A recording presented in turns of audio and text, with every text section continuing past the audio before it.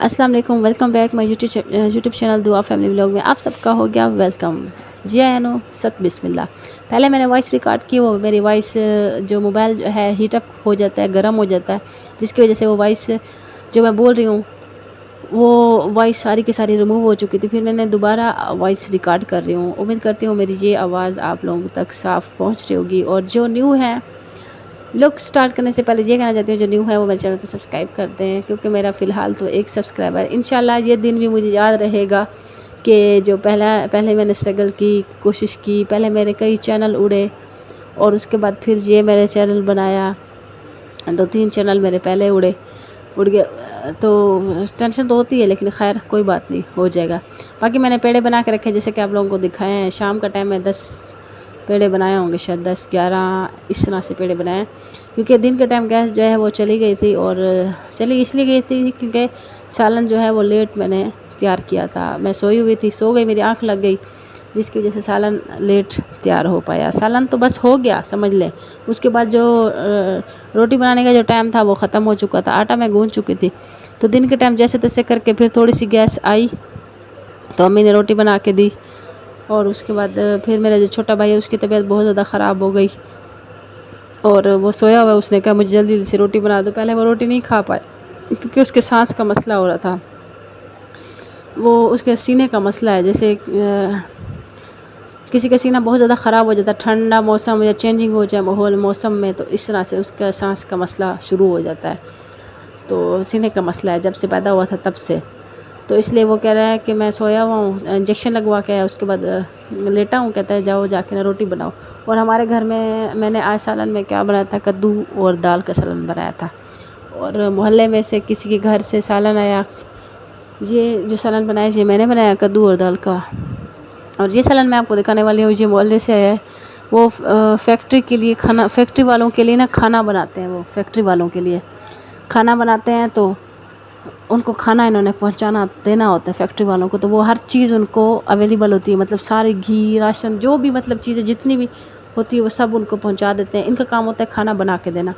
तो जो फैक्ट्री में बंदे नहीं आते, कम पड़ जाते हैं, तो फिर सालन बच जाता है, तो फिर वो हमें दे देते हैं या मोहल्ले में कहीं और भी दे देते हैं। तो हमारे पास भी सालन बहुत ज़्यादा हो गया था। इत्तेफाक से मैंने भी कद्दू दाल बनाया था, उन्होंने भी कद्दू दाल ही बनाया था। उनका डिफरेंट तरीका है, हमारा डिफरेंट तरीका है। हमारा अपनी जगह पे अच्छा है, उनका अपनी जगह पे अच्छा है। तो उनका ऐसा है कि वो बीच में मिसाला लेते करो। अच्छा, उनका ये मसला है, सारा अच्छा बनाते हैं, पंजाबी हैं, वो कुकिंग बहुत ज़्यादा अच्छी कर लेते हैं, केक अच्छा बना लेते हैं, और जितनी भी रेसिपी हैं, कड़ी हो गई, ये सारी चीज़ें वो बहुत अच्छी बनाते हैं। तो मेरा इरादा है कि मैं उनके घर जाऊँ और जाके, उनके घर औरतें हैं, मतलब 2 बहनें हैं और 2 बेटी हैं उनकी। तो घर में कोई मर्द वगैरह नहीं होता। जिस टाइम कोई नहीं होगा तो फिर मैंने सोचा अम्मी के साथ जाऊँगी, उनके साथ केक बनाने का तरीका सीखूँगी। केक मुझे आता है, लेकिन अम्मी को भी आता है, लेकिन वो पंजाबी है, उनका ज़रा अलग टाइप का, उनका टेस्ट ज़रा मुझे अच्छा लगा। तो मैंने सोचा, हमारी ये सोच होती है कि हम चाहते हैं हम हर जगह से, मुख्तलिफ़ जगह से, जितनी भी बस कुकिंग का जो तरीका हो बस हर जगह से सीखें। बस हमें ये लालच होती है, इससे भी देख लें, इससे भी ये कैसे बनाता है, वो कैसे बनाता है, मतलब इस तरह से हम सोचते रहते हैं कि अब हम भी केक बनाते तो वो कैसा केक बनाते हैं, मतलब हम थोड़ा सा उनका भी तरीका ट्राई कर लें।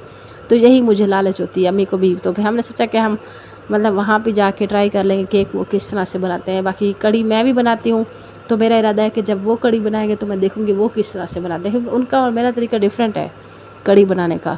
मैं जब कड़ी बनाती हूँ तो उस बेसन को भूनती हूँ, मतलब जिस तरह से मिसाले की भुनाई की जाती है, उसको पहले रोस्ट किया जाता है। दूसरे लफ्ज़ों में क्या है, रोस्ट किया जाता है, जैसे भुना जाता है। तो वो नहीं ऐसे करते, वो कच्चा कच्चा लस्सी के अंदर ऐसे वो करके मैश करके उसके बाद फिर वो डाल देते हैं। उनका एक डिफरेंट तरीका है, वो आप लोगों के साथ शेयर करूँगी। कभी मैं उनके घर गई तो फिर आप लोगों के साथ शेयर करूँगी। उनका हर किसी का अपना तरीका होता है, तो ये मेरा अपना तरीका है, लेकिन उनका खाने का टेस्ट बहुत मज़े का होता है।